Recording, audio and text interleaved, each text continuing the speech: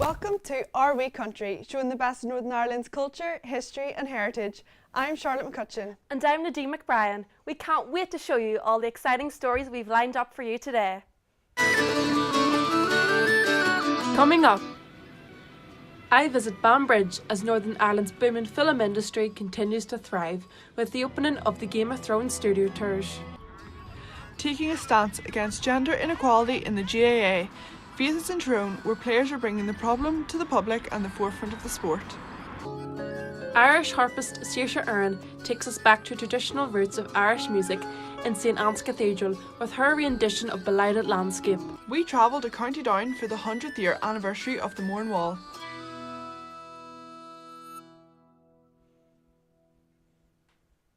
But first, the power of language.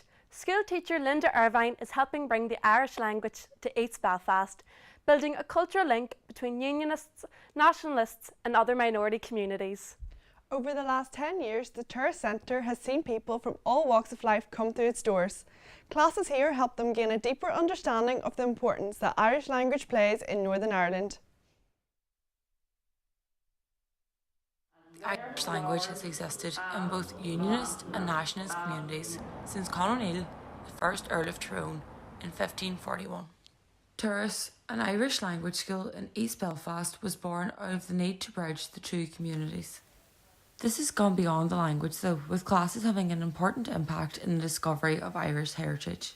Well, Tours started just over 10 years ago. It was a cross-community women's group that I was involved with. We did a taster session in the Irish language and I just took on to it. Started going to classes in a local Irish language centre on the Armour Road and Dryhead. And then a local journalist got the hold of the story because my husband was a leader of the Progressive Unionist Party at the time. I mentioned East Belfast Mission in an interview, and they were approached by people from the local area, people who worked for them, who wanted to learn Irish, and so we started a group, and that led on eventually to Tours. As East Belfast is a majority Protestant community, this project had a number of mixed opinions which really started to show divide within the community. I had to sit and listen while my colleagues took phone calls from people who were patrons of East Belfast Mission. East Belfast Mission is a charity, saying that they would never pay any more money into it while we were doing that sort of thing. So there definitely was shock, but there was also other people who were really interested and they wanted to learn Irish as well. In the beginning, the majority of people attending classes here came from the Protestant community. Andrew, a teacher at Tours, decided to learn Irish to explore the Irish culture.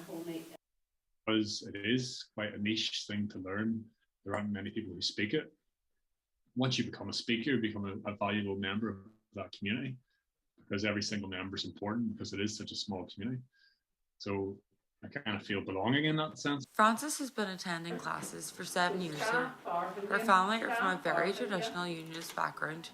Her interest to learn Irish came from her trips as a child when her family took her to Donegal on holidays. She thinks the diversity of the students is what makes the classes so special. There's so much diversity in the group of people who come together.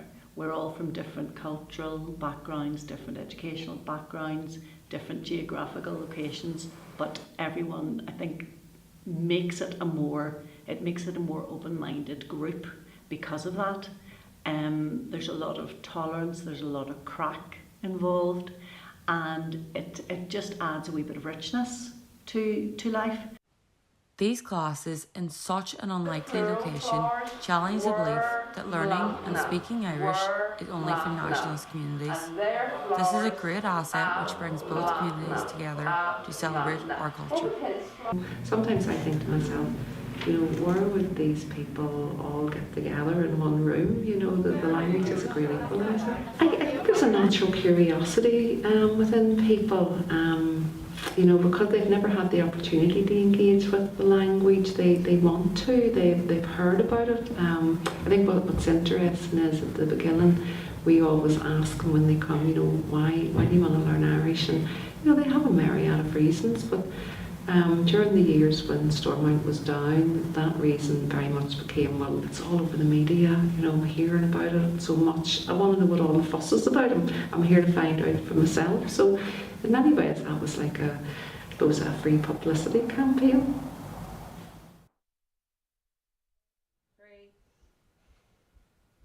Wow, it's great to see the Irish language being taught in East Belfast. Yes, it's bringing more diversity and authentic Irish culture into the area. Speaking of culture, our next story is on Gaelic football. You'd think that a hot shower after a hard match is the least you can expect, but alongside physiotherapy and training facilities, ladies GAA players sometimes feel like these are luxuries that they have to fight to access. However, over the last few weeks, even some high-profile male players have been speaking out and drawing attention to the issue. Our reporter Faith Harper visited Breda Gaelic Club to find out more.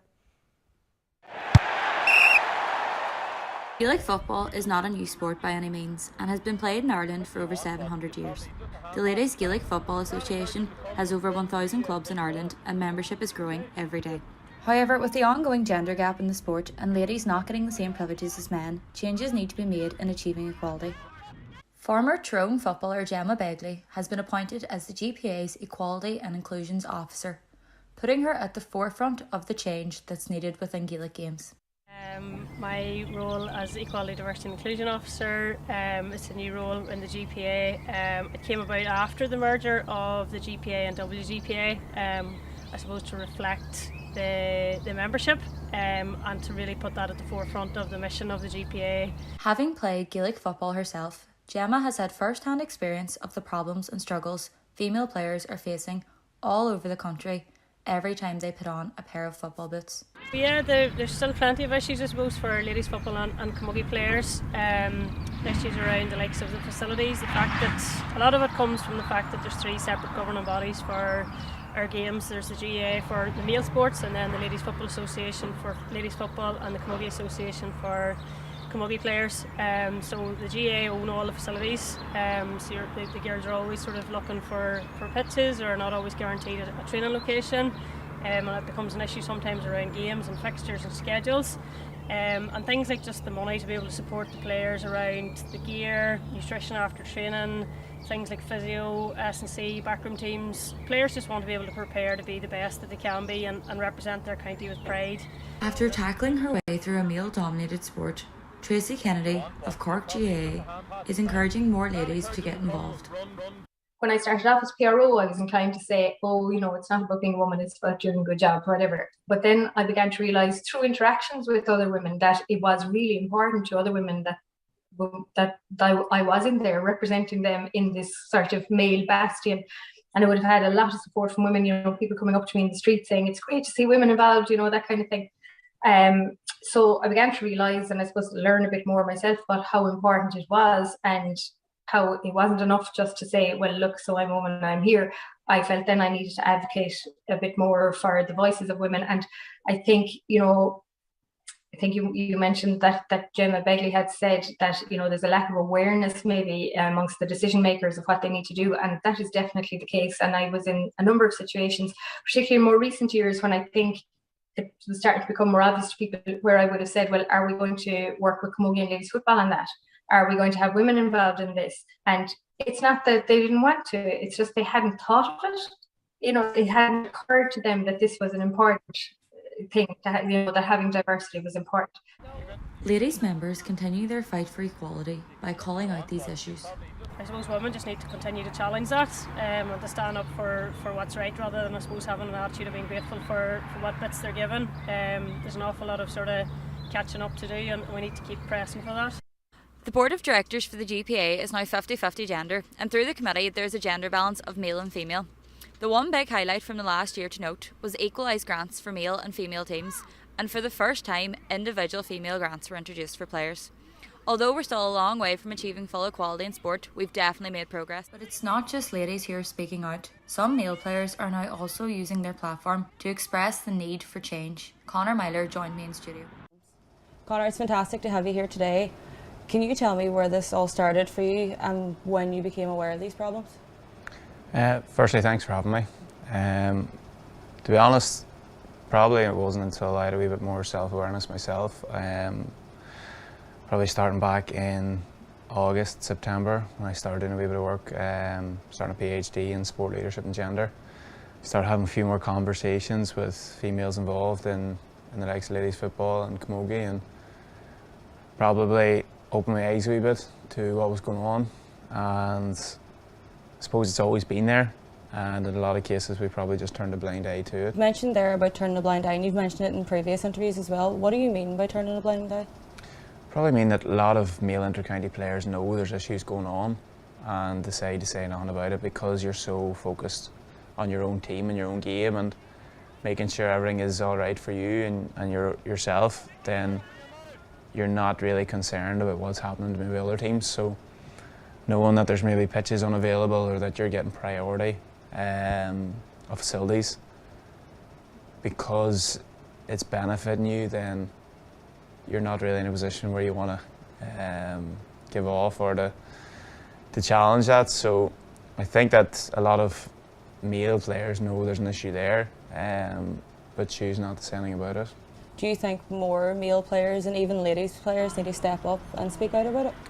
Yeah, male players in particular. I think sometimes, to be honest, with ladies players we see it and it sort of becomes the same message that it's ladies inter-county players looking for equality.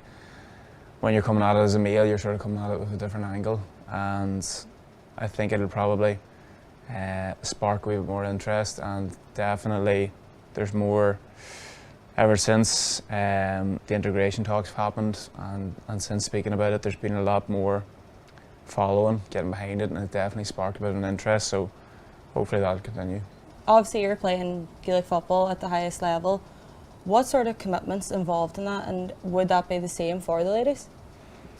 Commitment levels, yeah. I think both male and female are both committing similar levels of time. I suppose for us then we're getting looked after a bit better then with things outside of away from the pitch, where we never have I've never had an issue where there hasn't been a pitch available or there's been an issue with facilities or food or whatever else.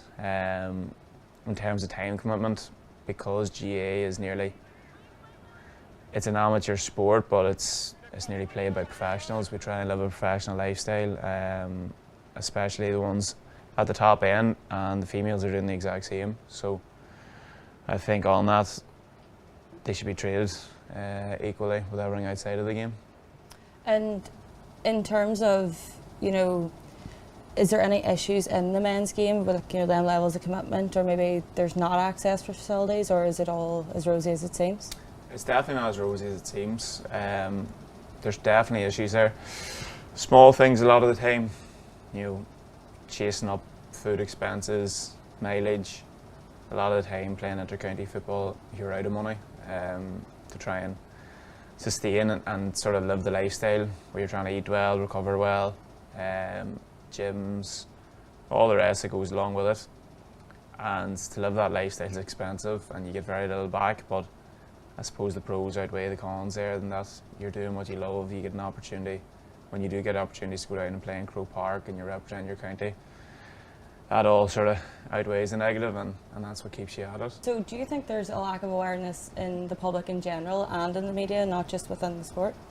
Without a doubt, in society we have an unconscious bias towards men and male privilege, and sport is nearly a subsection from that. It's probably the lens at which we're sort of looking at society. So from that, I think there needs to be a bigger societal. I think even if this integration was to happen with the GAA and the LGFA and the Camogie, it would set a precedence for wider society and sort of say that, look, if we can merge and we can treat everyone as equal and one, then as a wider society we can, especially in Ireland here, we can be doing a lot better, and that would set the standard then. Brilliant, Conor, that's been really enlightening, and we're really grateful for you for coming in. Still to come on the show, we travelled to County Down for the 100th year anniversary of the Mourne Wall. And we have an acoustic harp performance in the Belfast Cathedral, taking us all back to our roots.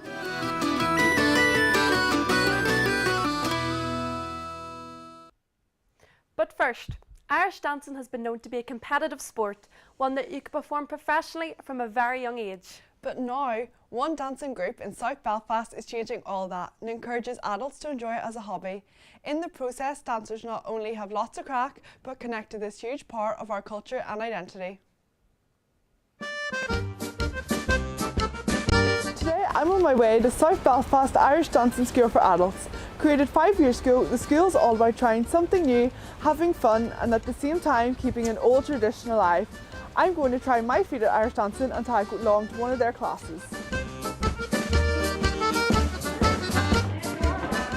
Irish dance today is recognised by its emphasis on intricate footwork and technical jumps and kicks. It is a significant part of culture that allows us to stay connected to our roots. Claire Grant was 3 years old when she began dancing competitively. She stopped when she was 18 after she felt it was ruining her love for the sport. For her, Irish dancing has been a family tradition passed down from her mum. My mum danced when she was young and then she just wanted me to get into it, so me and my sisters started at a wee local school when I was 3, and then I danced up until I was about 18 competitively. Whenever I moved to Belfast, when I got a job and stuff, I was looking for adult classes and I'd never actually heard of them because all the classes were for younger kids and really competitive dancers, and then I came across Spida and joined that about 3 or 4 years ago. Since then, Claire's become a teacher at the school and along with the rest of the dancers has performed in front of 1,000 people in a festival at 2019 Culture Night, at St Patrick's Day events in Greece and even during the Pope's visit to Dublin. Along with these great opportunities, the school also helps spread the history of the dance. The roots of Irish dancing comes from the Celts and the Druids who roamed the island 3,000 years ago. Many of the Druids' religious rituals involve dancing, using a circular fashion around sacred trees. Since 2016, the school has worked hard to encourage more people to connect to their culture through the sport and also attempt to remove dance from its competitive connotations and create a space to appreciate the skill and enjoy doing so. Now, what started as a handful of people showing up to their first class has grown into a full community of keen dancers. Emma Laverty joined the school recently. She has loved Irish dancing since she was young. So much so, she decided to take up classes again more than a decade later to feel closer to her heritage. Oh no, I just love doing it. It's just like it's a nice part of the culture to keep alive. Like my family would be very Irish and in touch with Irish culture. Like a lot of my family are like Irish speakers, and it's just a nice way to keep in touch with that because I'm not very linguistically talented. Irish dancing is an art form that is going from strength to strength in the 21st century thanks to these schools such as South Belfast Irish Dancing for Adults. Now looking to the future, the school is set to dance again in Greece in August for the Greek Irish Society, and they are planning on putting on a social ceilidh in the coming weeks that are all welcome to join. This school is encouraging others to join their classes and discover their love for Irish dancing. It's clear to see that Spida are reviving a long-standing tradition of Irish dance amongst adults. After today's class, I will definitely be back for more.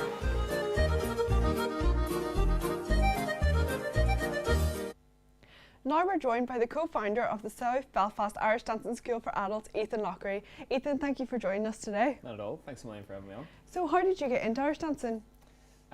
It's a real family thing. So my granny was a All-Ireland champion back in the day, so she set up her own school over 50 years ago. And then my mum's an Irish dancing teacher, so then whenever I came along, there was no real choice. It was you were taking it 3 and that was it. Just the natural thing to do. Yeah, pretty much. So our whole family are into it. And how widespread is Irish dancing? It's pretty huge. It varies sort of by province nearly on the island, but in Ulster it's massive. And where I'm from in Omagh, there's maybe 20 different schools within a sort of 30-mile radius, 40-mile radius. So it's really popular and then obviously internationally it's quite big now as well. And has it grown over the years? Yeah, I think so. Certainly if you compare what a traditional feis would have been maybe 30 years ago, it would have had maybe you would have only had a limited number of feishes, and whereas now there's sort of feishes every weekend and you've got huge numbers of people that go to. COVID obviously sort of affected it in one sense, but in another we've seen that quite a lot of people have actually got into Irish dancing as a result of COVID because they had little else to do, so they can sort of saw videos online and could dance about the house and practice it. So that sort of not being able to do something has resulted in a lot more people wanting to do it now. And why do you think it's important to get the adults in? Because your teaching school focuses on adult Irish dancing. Yeah, so there's probably a couple of reasons. Fundamentally, it's really fun, I guess. But for us, it was all just about creating an opportunity for people that either had done Irish dancing when they were younger and maybe didn't have a good impact. Maybe their affiliation with Irish dancing was just going to feshes and maybe not ranking high, and thinking that therefore they couldn't Irish dance or they shouldn't Irish dance. So we wanted to be able to bring those people back into it and say, no, look, this is a really positive, fun part of your culture that you should enjoy no matter what level you're doing it at. And then just as important, if not more so, was bringing people in from different communities that maybe hadn't had the opportunity to Irish dance before. So whether that's people from an international background or unionist backgrounds that again maybe wouldn't have had teachers in their area doing it. So that's the thing that we get out most, and that we enjoy, the fact that we have all these people doing it for different reasons. Yeah. And why do you think it's important to keep the tradition of Irish dancing alive? Again, just I suppose it comes down to the enjoyment. It's nothing should really be kept going for the sake of continuing to do it just for the sake of it. But when I say, for me, it's quite a familial connection. So like my granny did it, and I know that she danced at feshes for years, and I now have a 2-year-old son, so I sort of like the idea. Now, if he doesn't enjoy it, obviously there's no pressure, but it's a very unifying thing. So if you're doing team dances, for example, you're sort of dancing with people that you maybe don't know before, at Keely's, and it's a really good way of meeting people. But also then it's a good way of exercising, and also it comes back to that fun element. Yeah, the enjoyment factor. Yeah, exactly. Well, can you tell us about any opportunities of any of the students that have joined SPIDA? Yeah, so from when we started, there's been various different ones. I suppose fundamentally it's the community element, the opportunity to meet people from different backgrounds and different walks of life, like whether it's ages or your general background. So that's one of the most important ones for us, and it's the one that people come into contact in the class most often. Then we also run Keely's quite often, and we raise money for charities at those Keely's. So we're approaching maybe £7,000 or £8,000 we've raised over the last few years for different local charities. Then we get things like Belfast Culture Night, where we did like Belfast Street Keely, and again we brought about 30 of our dancers along to help coordinate that, and ended up with hundreds of people and like a viral video out of it, which was great. And then every now and then we get asked to do these exciting things where we maybe travel abroad to dance at festivals and or perform at festivals here, or so we danced at the Pope's Visit in Phoenix Park. We've been in different music videos. I was at a call in Keely in Greece there recently, in Athens about a month ago. So yeah, these random sort of opportunities come up as sort of awareness of Irish dancing sort of comes back into sort of more and more people, and we get asked to do this because we seem to be hopefully quite good at it, I guess. And finally, Ethan, what do you think the history of Irish dance looks like in Northern Ireland? Oh, that is a really good question. The history of Irish dance in Northern Ireland. I suppose it's sort of in the same way connected to the story of the people of Northern Ireland, in that back then it was done, dancing was done by teachers who cycled from village to village maybe, and you had small groups of places doing it in different ways, and like feshes and competitions would have been done in the back of trucks, and then sort of as that progressed, I suppose it maybe suffered a wee bit in the sense that it's during the Troubles, like Irish dancing maybe was seen as something that couldn't be done by one element of the community, and something that had to be done by another element of the community. So I think now it's sort of, the balance is sort of leveled out, and people are just looking at it for what it is, which is a really good opportunity to exercise, to meet new people, and just enjoy part of a culture that goes back hundreds of years. Well, thank you so much for coming in and talking to us today. We got a real insight into the world of Irish dancing. Not at all. Thank you. Now, did you know that this year marks the centennial anniversary of the Mourne Wall? I visited the Mournes earlier this week to find a bit more about this amazing stone structure.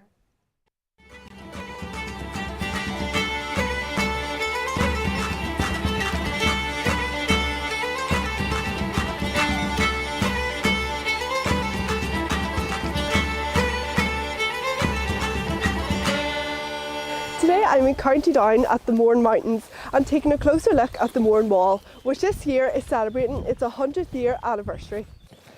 The Mourne Wall is popular with tourists, hill walkers, expedition groups, day trippers and many more. The wall not only provides shelters to walkers, but it also a recognised navigation route and is often referred to as the handrail.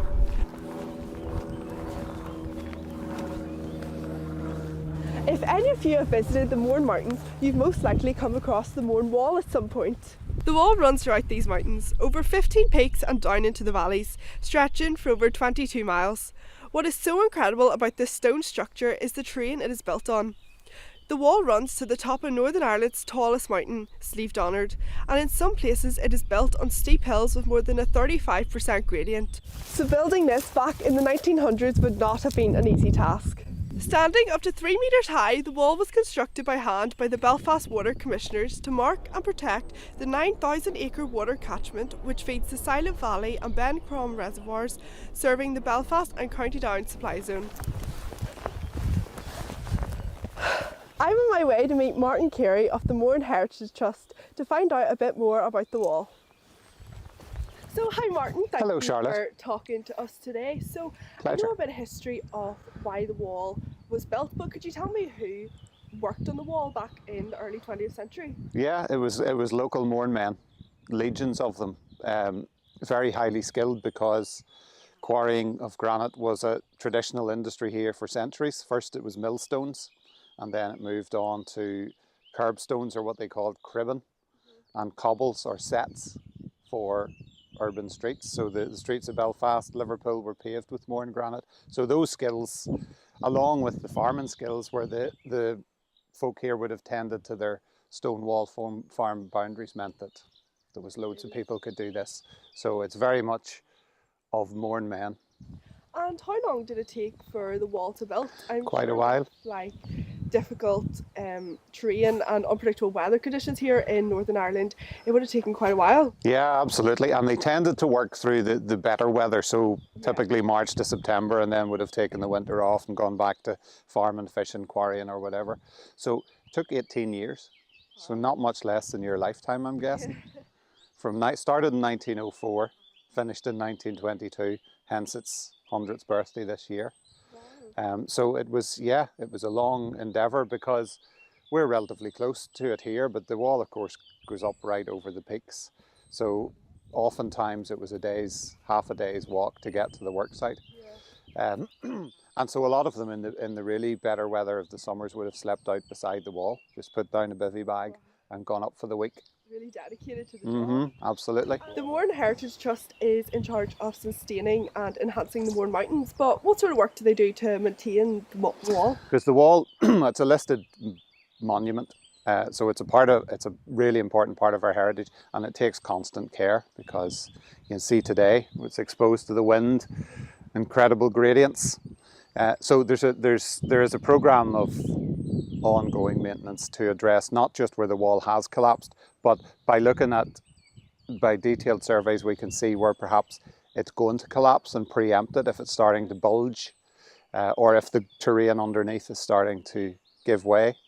And there are a team of skilled stonemasons who are contracted to come and do that work, then directed by the engineers appointed by NI Water, and their great grand uncle actually worked on the original construction of the wall. You know, the traditional ways of building the wall, those same techniques are the best ways of maintaining it. So there are very few comforts of modern machinery that the guys avail of now that their forefathers didn't have. So when you're looking at the biggest stones on top of the wall, they're still rolling them up planks. When it comes to cutting the stone, they're using the old plug and feather method of putting in a few chisel marks and then driving a metal plug between two little thin pieces of metal, and the stone then just cracks. So the one thing they do have, which their forefathers didn't, is helicopter lifts. So to bits of the wall where there isn't enough of the original stone around and it needs to be taken from a quarry, then it's helicoptered in. But otherwise, the techniques and the approaches are all the same. This area is one of the most scenic locations in Northern Ireland, with thousands travelling from far and wide to hike in these mountains. Now, if you're visiting and find yourself walking along the stone wall or climbing over it, you will know exactly why it's there and the immense efforts that have gone into building it.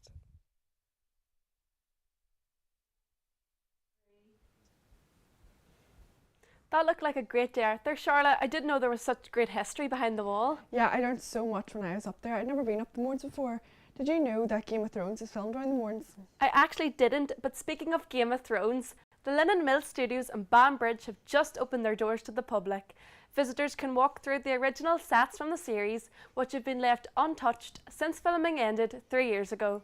Game of Thrones put Northern Ireland's film industry on the map. Not only has it provided jobs for local film talent, but has proven to be a hit with tourists. Almost 600,000 visitors are expected to make the trip to the fictional land of Westeros every year.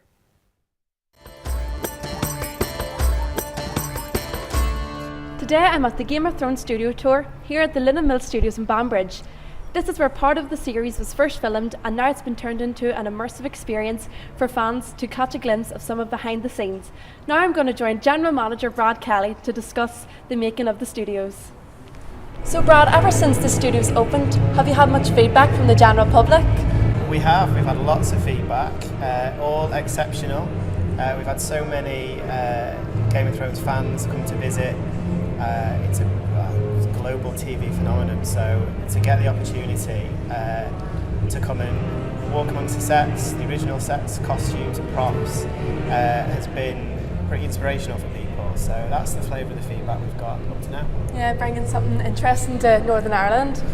Absolutely. I mean, this is a world-class facility. It's a world-class experience, delivering that world-class global brand. So it's absolutely a game changer, we hope, for Northern Ireland tourism. Well, that's great. Thanks for talking to me today, Brad. I'm now going to go in for a tour myself to check it out. Hope you enjoy it. Brilliant. Thank you. Thank you.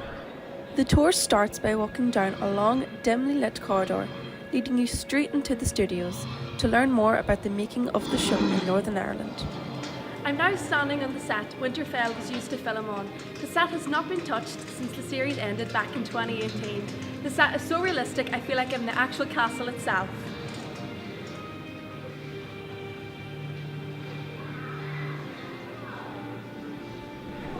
This is one of the dragon heads used throughout the series. The dragon head is 30 feet long and took a total of 6 weeks to make. This tour has felt more like a museum as I've went around looking at all the different artefacts and props used throughout the series.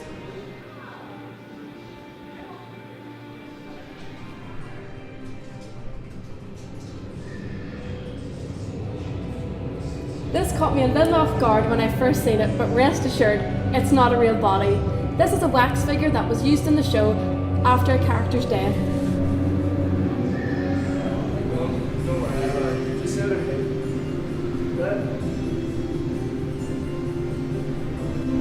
You can really feel the temperature rising here as this set takes place in a much more warmer climate compared to the others, making the tour feel more immersive. According to Tourism Northern Ireland, 1 in 6 foreign tourists have come to our shores after the series was broadcast in 2018 to experience the magic of this land for themselves. Game of Thrones may have lit up our fantasy, but its impact on our economy is real. It has brought £251 million to our economy across its lifespan. Dungeons & Dragons followed in its footsteps as the series has just wrapped up filming in the Titanic Studios, where parts of Game of Thrones were filmed. The studios is one of the largest in Europe, making it a popular spot for big production companies. Northern Ireland is not the only international location for the show, but the opening of this studio here is a good testament of the impact this has had on our wee country. The fight for the Iron Throne might be over, but the show leaves a lasting legacy here.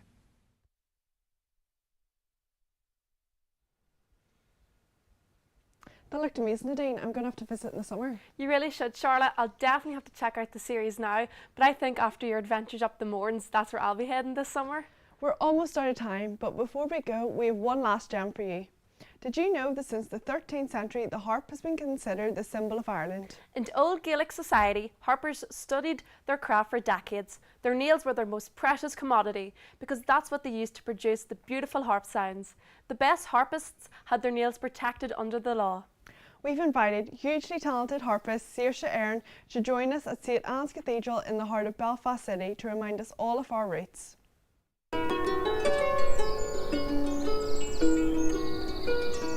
Welcome to St Anne's Cathedral, where we meet with Saoirse Ahern, a music student and harpist for all her life. Today, Saoirse will be playing her 47-string harp for us with all beautiful acoustics to fill your home. But first, let's have a little chat. So Saoirse, tell me a bit about yourself. Where exactly are you from? I grew up in Switzerland, however my mum's from Ireland, and whenever we came here over the summer holidays and went down south, that's how I got inspired to play the harp. And when we moved back to Switzerland, I begged her that I could pick it back up again, and we found a harp teacher, and that's how I know so much about more international Irish music, because I've been to quite a few places and I've seen that it has influenced more than just the Irish culture. So how has traditional Irish music affected your life? Well, traditional Irish music has taken me on the pathway where I am now. So I'm studying music. I'm studying the harp at the moment in university, and I think for everyone it's something different. But for me, Irish music gives me a sense of fulfillment. It gives me a sense of contentment as well. I feel very happy listening to it, and I think following this pathway in the future will help me a lot. So Saoirse, what will you be playing for us today? The song I will be playing today is called Blighted Landscape. It's been composed by Michael Rooney, who is a famous harper in Ireland. He's from Monaghan, and he wrote it for the Macalla Suite of the 1800s, and it's supposed to describe the Irish landscape back in the 1800s and how broad and wide and beautiful it was. Well, that's brilliant. I can't wait to hear you play. Thank you very much. Me too.